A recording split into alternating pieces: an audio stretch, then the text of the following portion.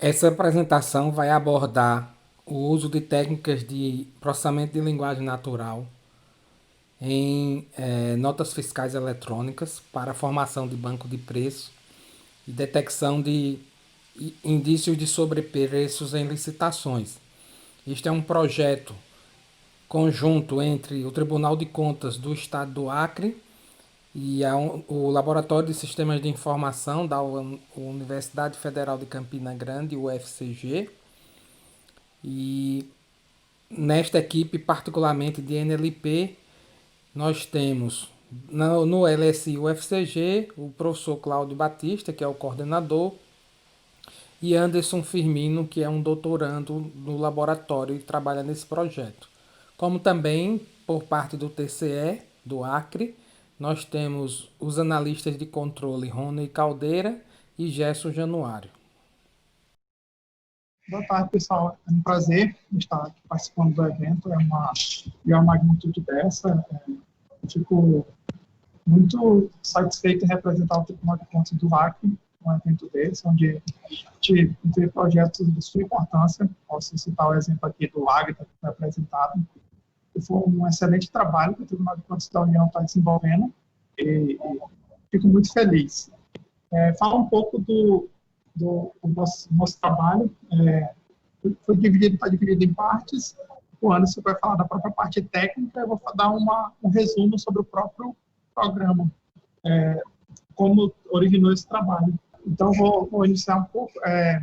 Todo esse trabalho, que a gente vai detalhar mais a parte técnica mais à frente, ele surgiu de uma necessidade. A gente está falando do sistema de licitações de contrato, que que diferencia um pouco do formato usual do Tribunal de Contas da União. Assim, você tem o Compranet e você tem uma base de dados que faz o gerenciamento dessas informações. No âmbito estadual, a gente já tem algumas dificuldades. Então, assim, existe uma necessidade bem iminente do tribunal de começar a verificar em cima dessas licitações. E o primeiro trabalho que foi feito foi fazer o desenvolvimento de um sistema, certo? E a gente fez o desenvolvimento do LICOM, certo? Que a base dele era para acompanhar licitações e contratos. E quando a gente fala acompanhar, não só acompanhar após a execução, mas o controle concomitante. Isso daí foi feito. O LICOM já está com 5 anos de efetiva implementação, né? E além da parte de controle, também foi disponibilizado para a sociedade como todas as informações. Então, assim, qualquer licitação que é encaminhada por LICOM, antes da sua abertura, é feita uma divulgação, uma publicidade dela. Então, hoje a gente tem esse formato.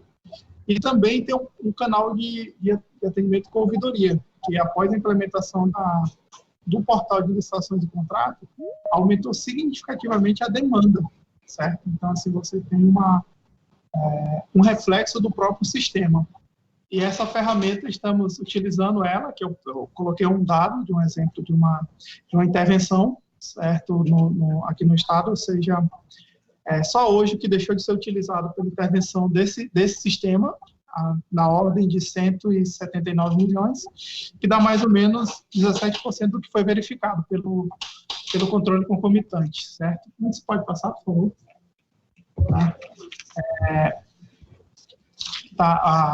Baseado nesse sistema. Basicamente, ele é um sistema... Hoje ele tem uma função de coletora, certo? Com essas informações é feita a análise, de forma sucinta e rápida. A gente está falando de cadastro na parte de coleta de informações, aí está falando de licitações, carona, dispensa, elegibilidade, contratos, qualquer ato relacionado à compra pública, certo? Após essa informação chegar no LICOM, é feita uma análise. Hoje você tem um critério de materialidade, relevância e risco, certo? Que já é bem interessante para você fazer essa parte. Hoje existem 3 auditores trabalhando integralmente nessa situação, certo? Após essa análise, que ela tem até um tempo curto, uma parte de lições aprendidas nisso,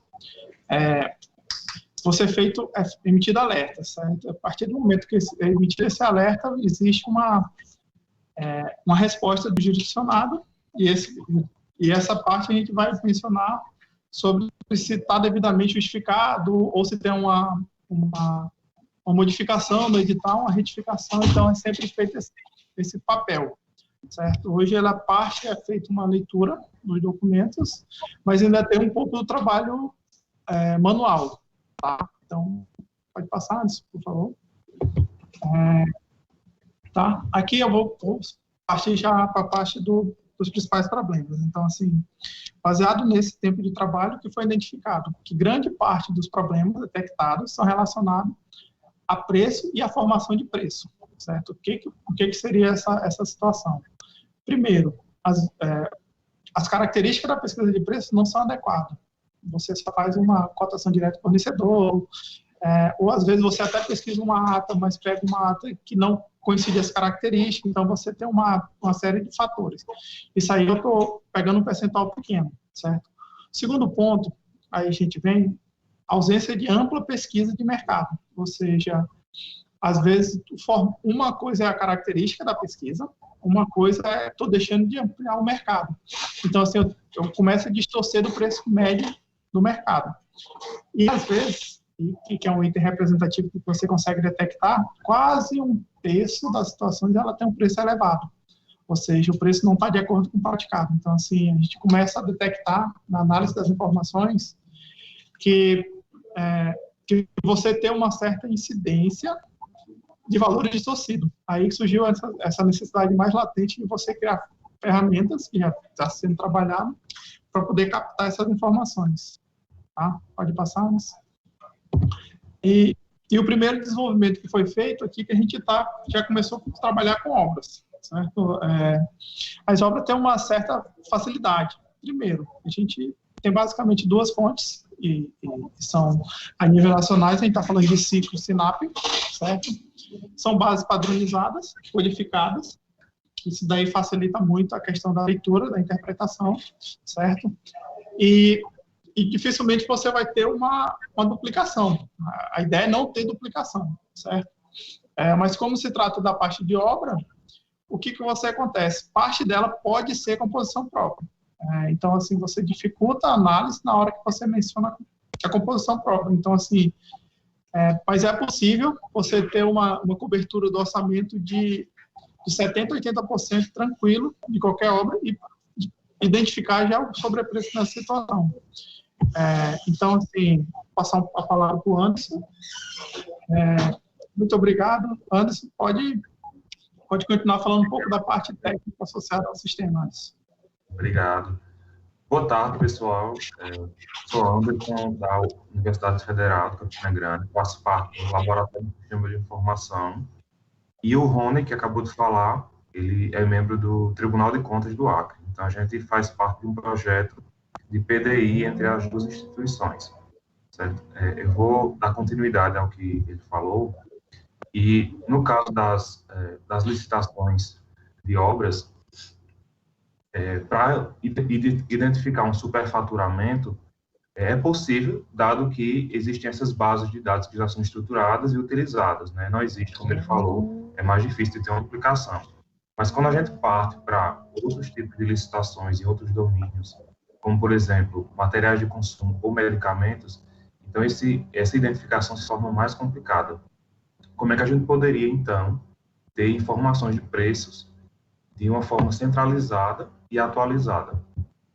Bem, uma possível solução seria a adoção de um banco de preços a partir de notas fiscais eletrônicas. Então, para isso, é necessária a obtenção das notas fiscais eletrônicas pela Secretaria da Fazenda.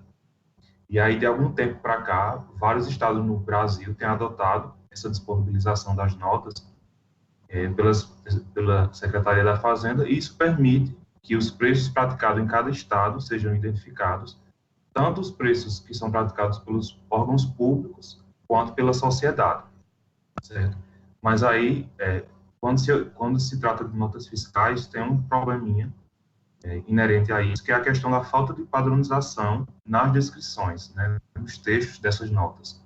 Então, aqui a gente tem alguns exemplos nesse slide. Por exemplo, essas duas linhas que estão marcadas em vermelho, a gente vê que é o mesmo medicamento, só que está escrito de uma forma diferente. E o mesmo acontece com essas duas linhas ali embaixo, marcadas de amarelo. Também é o mesmo produto, e aí está escrito de uma forma diferente, e aí é como se, quando a gente lista, né, é como se fossem dois registros, mas na verdade é o mesmo. Então, como é que a gente pode como é que a gente pode resolver esse problema, né, de duplicação de informações? Uma possível solução é a utilização de reconhecimento de entidade nomeada, que é uma das tarefas, né, da aprendizagem de máquina, e o objetivo principal dessa tarefa é localizar e classificar termos em um texto, de acordo com classes ou entidades que são definidas previamente, né, como, por exemplo, pessoa, organização, localização, certo? No contexto desse trabalho, a gente utilizou o reconhecimento de entidade nomeada para particionar as descrições dos produtos em classes ou entidades. A gente utilizou essas 4 classes ou entidades, que foram marca, produto, modelo de produto e apresentação. Bem, então a gente tem aqui alguns exemplos de itens que poderiam constar em uma licitação. Primeiro, caneta esferográfica, pilot, BIC, unidade.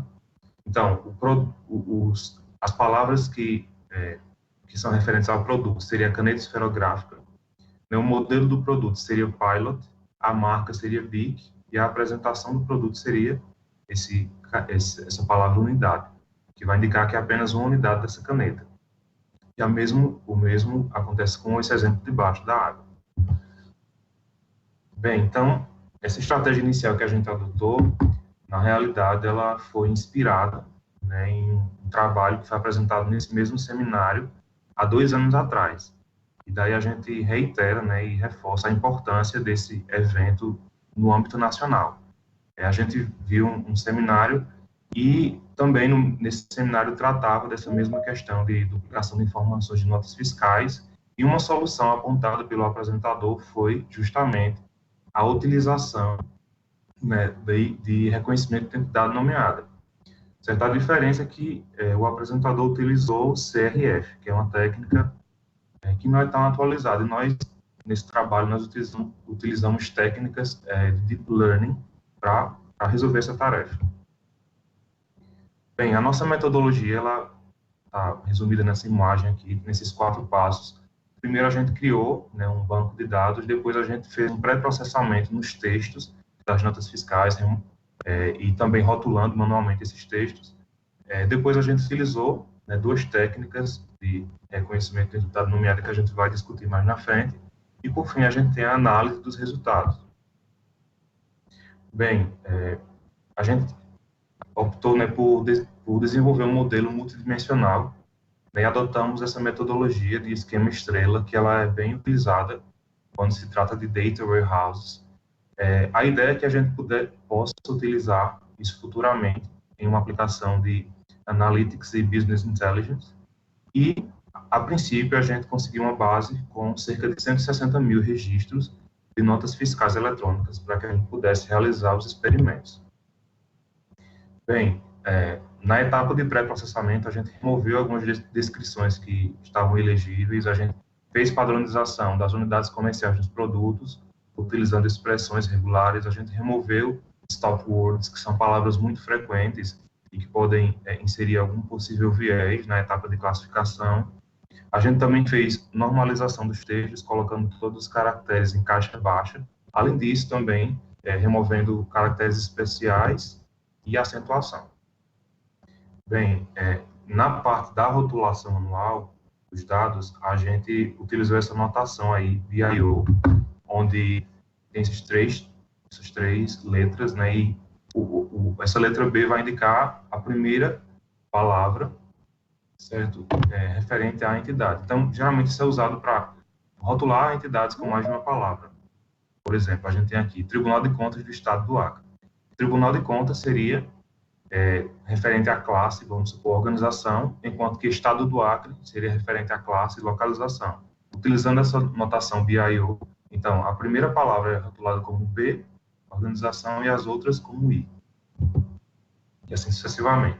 No caso das classes que nós utilizamos nessa pesquisa, que foram produto, modelo de produto, marca e apresentação, a gente fez essa mesma, digamos assim, subdivisão. Então, tem a classe BP, que vai indicar o início do produto, e a outra IP, que são termos que fazem parte da descrição do produto. Então, o mesmo se aplica também às outras classes.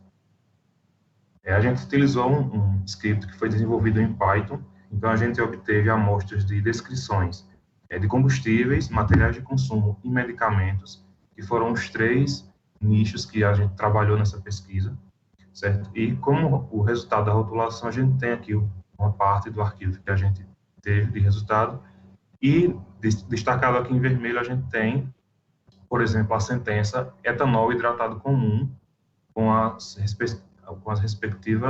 respectivos rótulos para cada classe. Bem, e as 2 técnicas que nós utilizamos de reconhecimento de identidade nomeada, que fazem uso de Deep Learning, foram essas 2, né, o BI-LSTM-CRF e o BERT BI-LSTM-CRF. A primeira delas,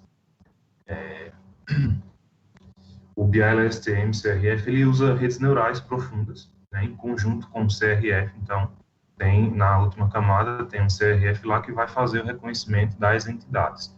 Então, ele é um modelo que consegue fazer a leitura das palavras de uma sentença de forma bidirecional, né, nesse processo de reconhecimento de entidade nomeada. Bem, e aqui estão algumas, digamos assim, alguns parâmetros que a gente utilizou, né, na implementação dessa técnica. A gente utilizou o Python 3 na plataforma Jupyter Notebook, utilizando essas bibliotecas e essas configurações que vocês estão vendo. E a segunda técnica que nós utilizamos foi a BERT BI-LSTM-CRF. Então, ela é uma solução que vai acoplar o framework BERT, que é um framework bem que conseguiu aí bater muitas das tarefas de LP, né? E trouxe uma grande revolução aí desde 2018. E a gente trouxe essa solução que acopla esse BERT a essas redes BI-LSTM e com essa parte do CRF para reconhecer as entidades. Então, a maior parte do BERT é uma grande assim, arquitetura neural de 12 camadas que vai processar texto. Então, a ideia é que a gente possa utilizar desse poder computacional que foi treinado utilizando aí um corpus gigantesco de dados e um poder de processamento muito alto. A gente pode utilizar isso acoplando, fazendo fine-tuning, o ajuste fino, acoplando alguma ou mais camadas no final desse modelo. E uma das vantagens também do BERT, outra vantagem, é que ele consegue lidar com várias palavras, né? Ele tem uma forma interessante de lidar com palavras que ele não conhece. Então, a princípio, ele foi treinado usando 30.000 tokens ou palavras fixadas. Então, uma palavra que não está no vocabulário, ela é dividida em subpalavras, e as subpalavras que não tiverem no vocabulário vão sendo subdivididas até chegar ao nível de caractere. Então, dessa forma, o BERT sempre vai ter uma representação para todas as palavras. Aqui estão os parâmetros que a gente utilizou, também em Python 3, Jupyter Notebook, a gente usou o framework NumPySpark, e essas configurações que vocês estão vendo também, é importante ressaltar que a gente utilizou um modelo do BERT multilingüe, que ele dá suporte a várias línguas, inclusive português também. Bem, e aqui a gente tem os resultados que a gente obteve na pesquisa, né? Essa linha laranja são os resultados utilizando o BERT, BI-LSTM-CRF, e a de baixo, só o BI-LSTM-CRF, sem o BERT. A gente vê que quando a gente adiciona... Anderson, desculpa a interrupção, só para falar que tem mais 1 minuto, tá bom? Tá, ok. Estou terminando já, obrigado. Então, a gente consegue ver que o desempenho do BERT BI-LSTM é bem superior. Em alguns momentos, aí chega até a ser 50% de F-score maior do que o BI-LSTM normal. Bem, por fim, a gente viu que as técnicas que usaram no Deep Learning, ela tem um desempenho bem interessante. E essas técnicas também podem ser aplicadas, né, em outras situações, como, por exemplo, sumarização e identificação de padrões em acórdãos e licitações. Então, é isso.